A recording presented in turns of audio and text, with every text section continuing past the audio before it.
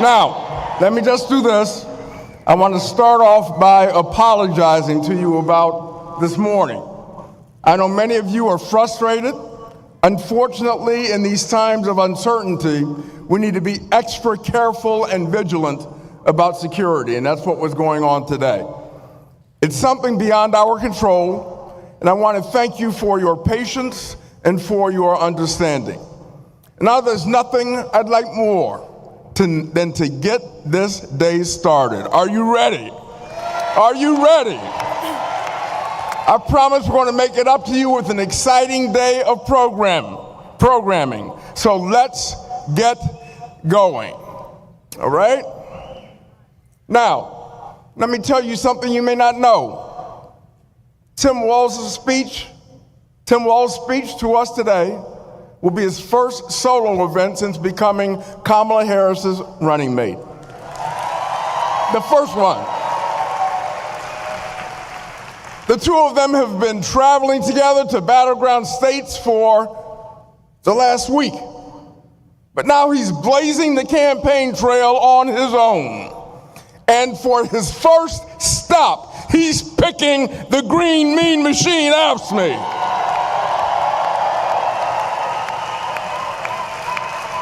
Because he knows how mighty a political force we are. So we have to bring the energy and bring the fire. We need to show Governor Walz just how powerful the mean green machine truly is. Are we going to do that? So let me ask you, are you ready? Are you ready to welcome the next Vice President of the United States today? Are you ready? Are you ready? Ask me.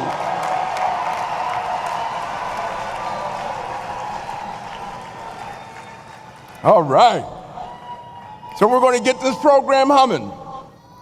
As we get started this morning, I'd like to introduce our invocator. Please welcome, and somebody else is going to do this for me, right? Because I don't want to mess up the name. Go ahead. Please welcome our invocator, Imam Rushdan Mujahideen.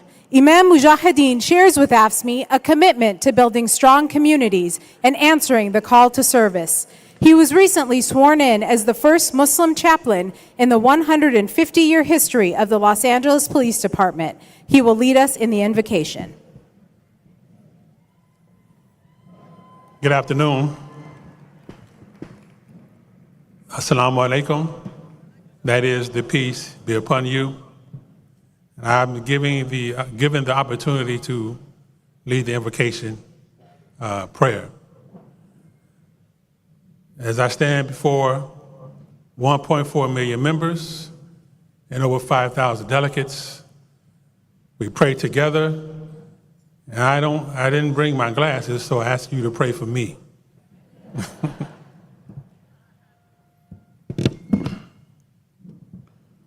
With the name of our Creator, the merciful benefactor, the merciful Redeemer. With the aim for unity and progress, we gather here today at the AFSCME International Convention. Let us take a moment to reflect on the strength and dedication of our collective. We are here to champion the rights of workers, to ensure justice, and to foster an environment of equality and fairness. May our discussions be fruitful, our resolutions impactful, and our actions pave the way for a brighter future, for all memories, for all members. Let us remember the power of solidarity and the importance of standing together in the face of challenges. And let us stand by the motto or the theme, on the front lines and fearless. As we proceed, may wisdom guide our decisions, and may our efforts contribute to the betterment of our communities. Let us uphold the values of integrity, perseverance, and compassion in all that we do.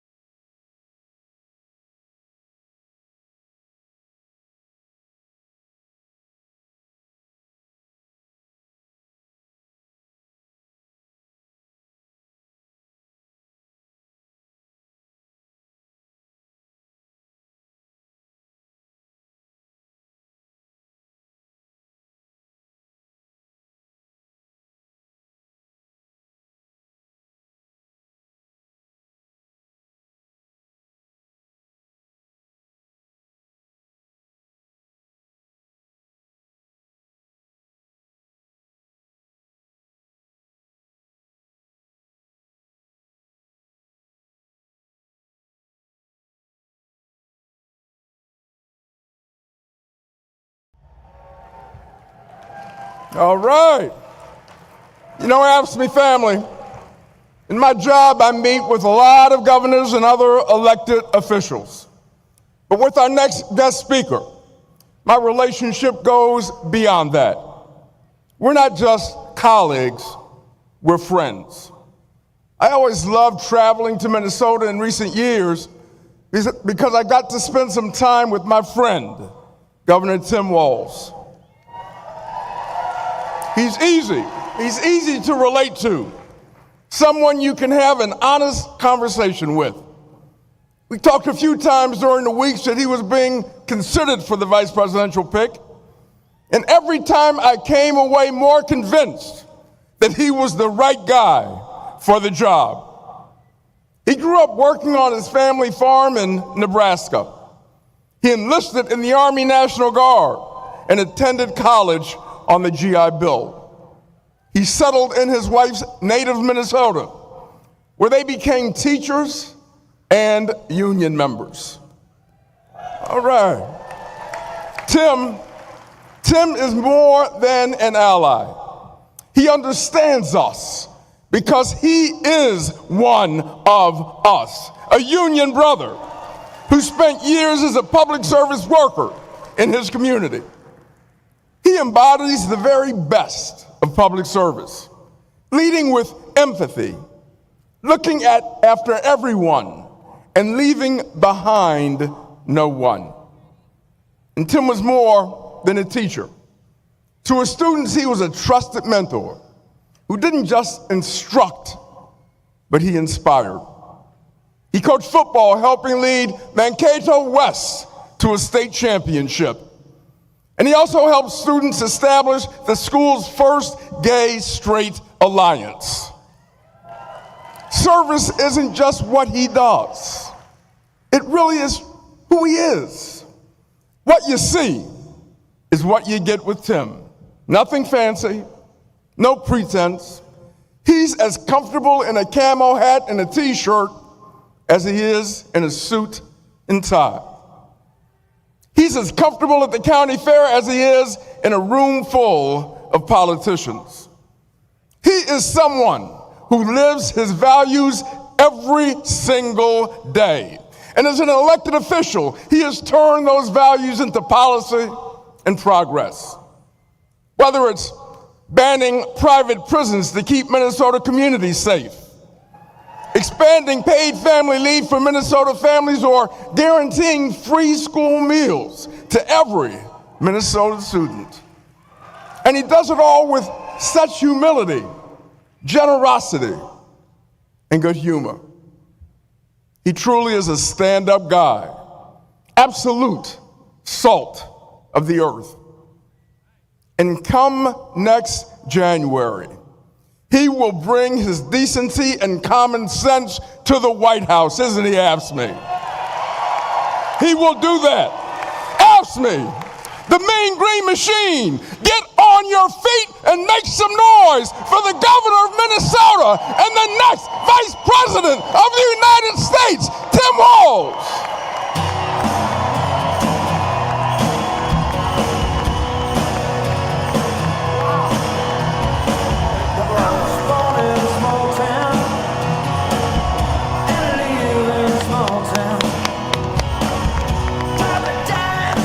Wow.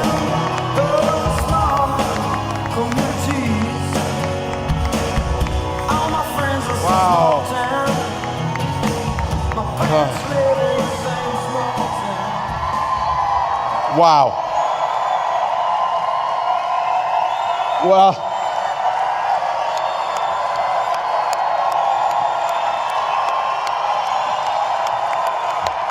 Well, hello, Los Angeles.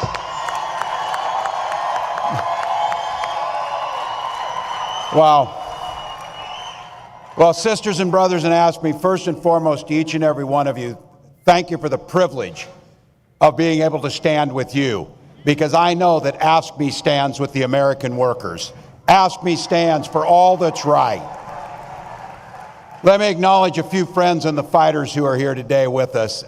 It goes without saying, thank you to my friend and your president, Lee Saunders, We were just talking earlier, we've done a few door knocks, we've done a few phone banks, we've done a few rallies, and we've worked together on a few laws to improve people's lives. I said, my friend, the important thing about this guy is, this guy's the friend to every American worker. So thank you, Mr. President. Madam Secretary Treasurer, thank you. Thank you for your leadership. The leadership team of AFSCME is there when we need them, always when they need them, making sure we not just win elections, but we understand you don't just win elections to bank political capital to win another election. You take that political capital and you burn it as fast as you can to improve people's lives. And that's what the leadership here does. To every delegate in this room, representing 1.4 million AFSCME members, thank you. Thank you for what you do. And as a dues-paying member of my teachers union for years, let me just say thank you again for having a fellow union member here. Vice President and I are just so grateful for the support you've given us. I'm proud to be on this ticking, working with Vice President Harris, who we all know we want to call the next President of the United States. Here's a little fact that they just told me. By the way, my week has been very interesting since last Tuesday, as you might guess. But here's a fact they shared with me as I came here to make this opportunity to say thank you. I happen to be the first union member on a presidential ticket since Ronald Reagan.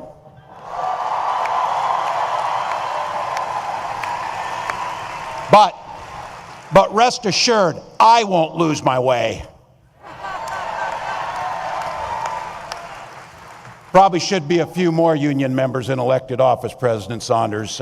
We might want to work at that. I think I'm looking at some. So you heard the story. You knew Vice President Harris grew up in a middle-class family, picked up shifts at that McDonald's as a student. I keep asking this to make a contrast here. Can you simply picture Donald Trump working at a McDonald's trying to make a McFlurry or something? Oh, yeah, he knows us. He couldn't run that damn McFlurry machine if it cost him anything. But Vice President Harris took that work ethic, goes to work every single day to make sure families don't just get by, but they get ahead. She stood on the side of the American workers, and she stood up to the billionaires and fought corporate greed. She led this administration's work to eliminate the barriers to organizing. And let's not forget, she cast the tie-breaking vote on the American Rescue Plan to keep public service workers on the job during the pandemic. Just to be clear, the Vice President and I, we know exactly who built this country. It was nurses, it was teachers, and it was state and local government employees that built this nation. People in this room built the middle class. And it's not just a saying, it's a fact. When unions are strong, America's strong.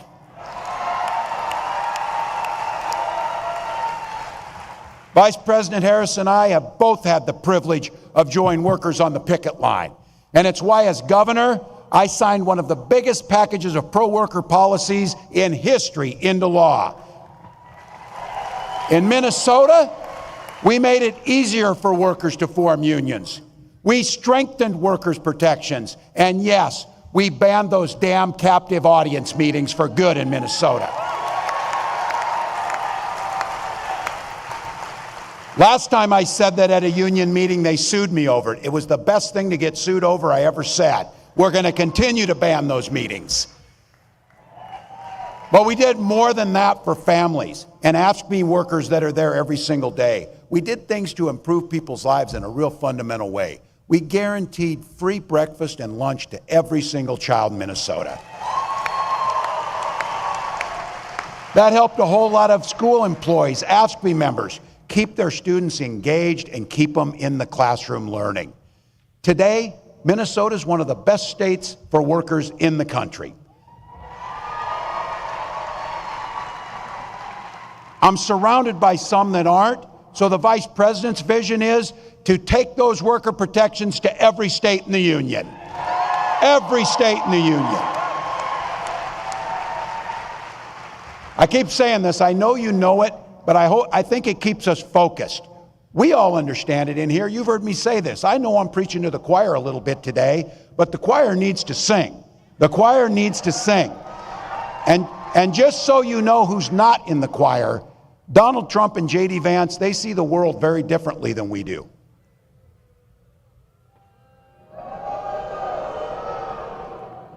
The only thing those two guys knows about working people is how to work to take advantage of them. That's what they know about it. Every single chance they've gotten, they've waged war on workers and their ability to collectively bargain to take that away from them. All we're asking for is better wages, better benefits, better lives, and dignity in the work that we do. There's a great bill in Congress, should be the easiest vote you've ever taken, the PRO Act. Make it easier to form a union and bargain.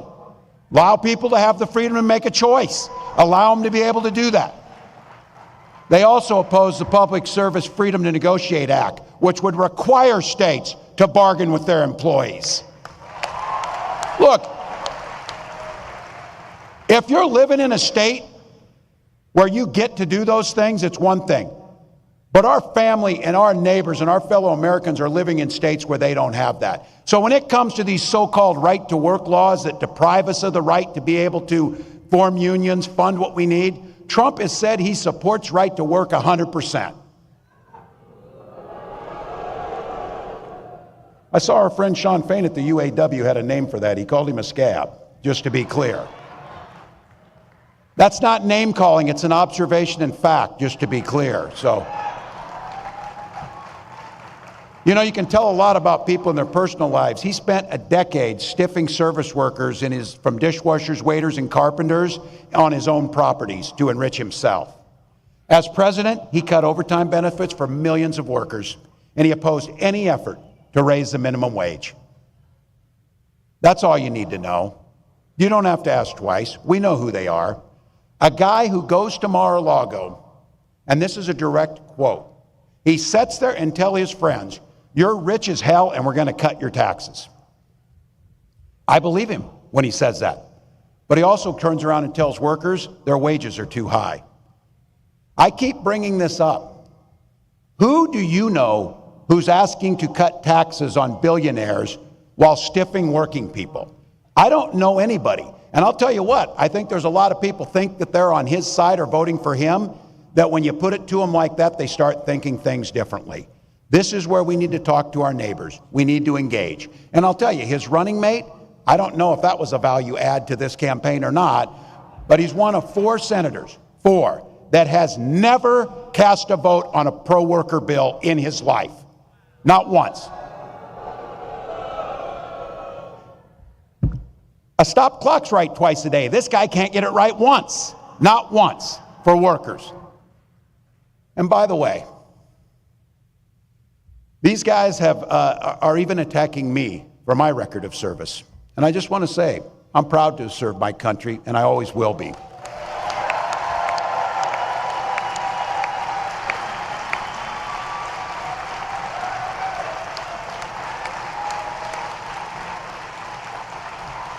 With my dad's encouragement, a guy who served in the Army during the Korean War, I signed up for the Army National Guard 2 days after my 17th birthday. I served for the next 24 years for the same reason all my brothers and sisters in uniform do. We love this country. Then in 2005, I felt the call of duty again, this time of being service to my country in the halls of Congress. My students inspired me to run for that office, and I was proud to make it to Washington. I was a member of the Veterans Affairs Committee and a champion of our men and women in uniform. I'm going to say it again as clearly as I can. I am damn proud of my service to this country.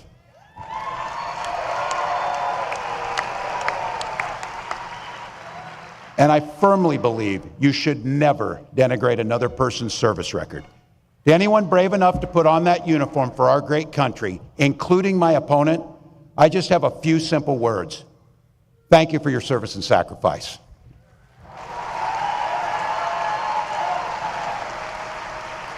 But look, it's not what they've done, that we should be concerned with here today. It's what they're going to do. One of the clear goals of that Project 2025 to-do list is to put the screws to working people, making it harder for us to collectively bargain, allowing employers to drastically cut overtime or even eliminate it. And make no mistake about this, Donald Trump and J.D. Vance want to eliminate AFSCME and all public sector unions altogether. Hell, they're even going after the 40-hour work week. Someone was joking and said, what's next, child labor? Oh yeah, that's in there too, by the way. Reducing the rules around our children, putting them into dangerous jobs again.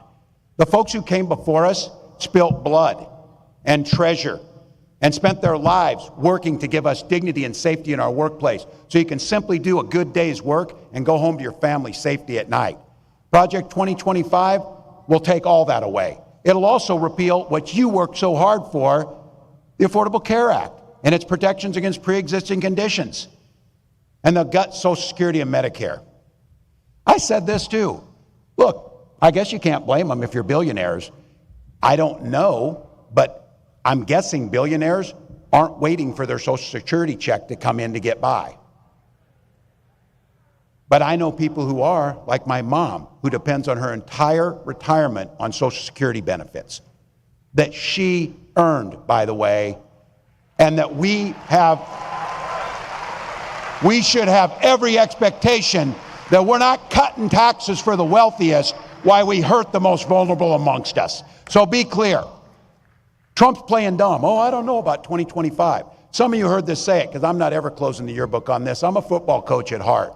And I'll tell you one thing I know for sure is, if you're going to take the time to draw up a playbook, you're damn sure going to use it. So don't think that they're not going to use that playbook they drew up, because they're going to. But I want to be clear. It's your neighbors, it's our friends that have been in this. I'm not talking about them. I'm talking about Trump, Vance, and this group that's around them. Because some of you in here with no or gray hair like me can remember when Republicans actually stood for and talked about freedom.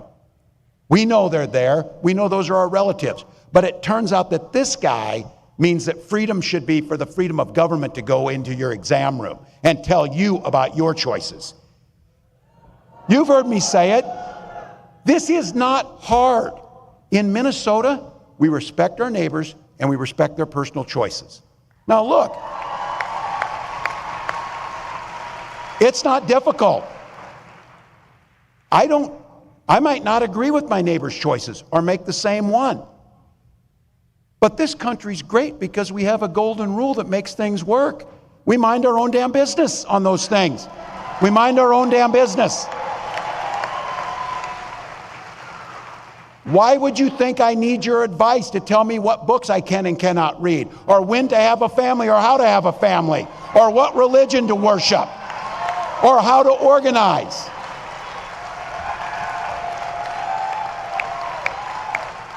You stay in your lane and I'll stay in mine. That's not that difficult.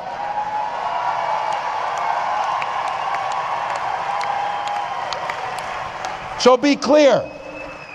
You watch our next president as she comes out on stage and she comes out to a song about freedom. When she's talking about freedom, she means you're free to make your own health care decisions. You don't need us.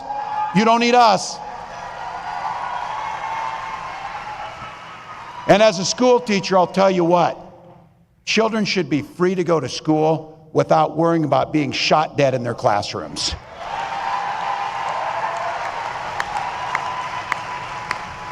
Education should be a ticket to the middle class, not crippling student loan debt.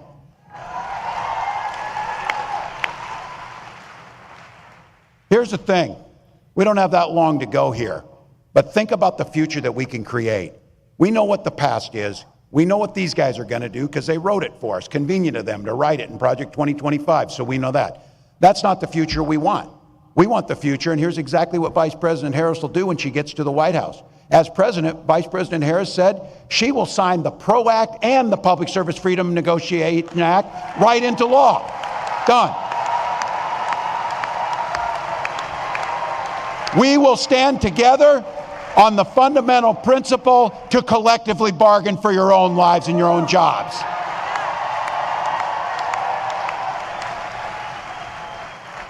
And we believe in fairness. That's what we believe in. That's why corporations can start paying their fair share, and that's how it works. At the same time, what we did in Minnesota is lower taxes for the working folks, and we have the fairest tax system in the country, and things work out pretty well. We can protect Social Security. And something we did, and I want to thank, I know they're in here, my Minnesotans who are in the House. It was AFSCME that put into place the most generous paid family and medical leave in the country in Minnesota.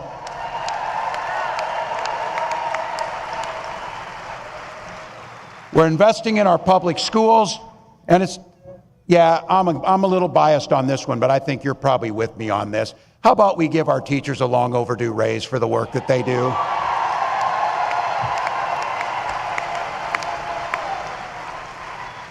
All right, I know you've heard these speeches, big order, optimistic or whatever.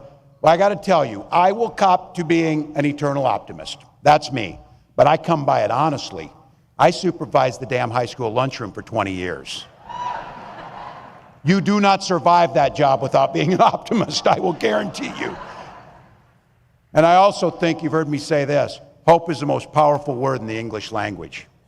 It was so powerful for when my wife and I first had our first child, we named our daughter Hope. But my wife often reminds me, hope is a great word and a beautiful name, but it's not a damn plan. We can't hope that we defeat Donald Trump. We can't hope that we can collectively bargain. We can't hope we protect Social Security. We can't hope that we address climate change. You don't hope to win. You plan, prepare, and work to win.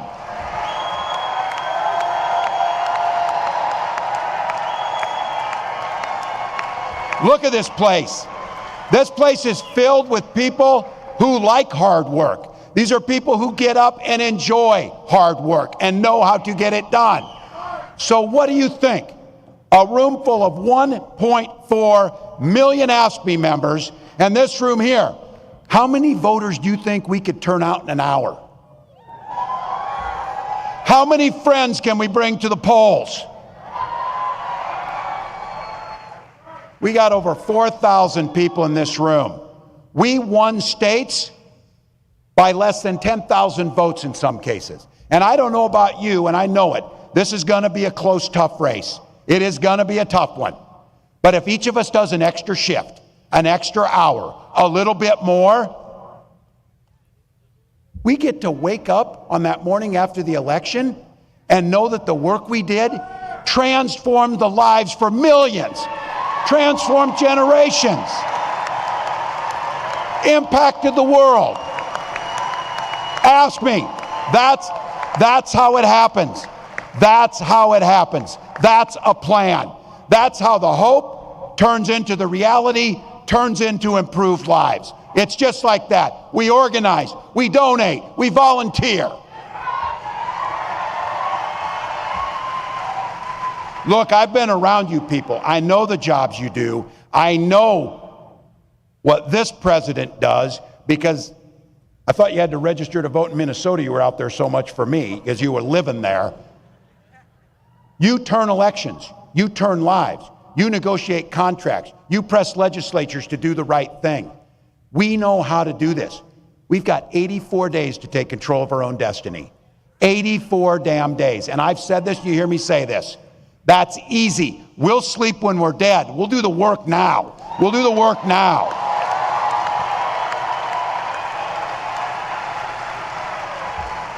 And you do it for the most beautiful and selfless reason, because you believe in the very soul of your being that you believe in the promise of what America can be. You believe we can all enter the middle class. You believe we can all have dignity. You believe we can all thrive. But you know what? We got to fight. Because as the next president of the United States says to me often, when we fight, we win. When we fight, We win. When we fight, thank you, AFSCME.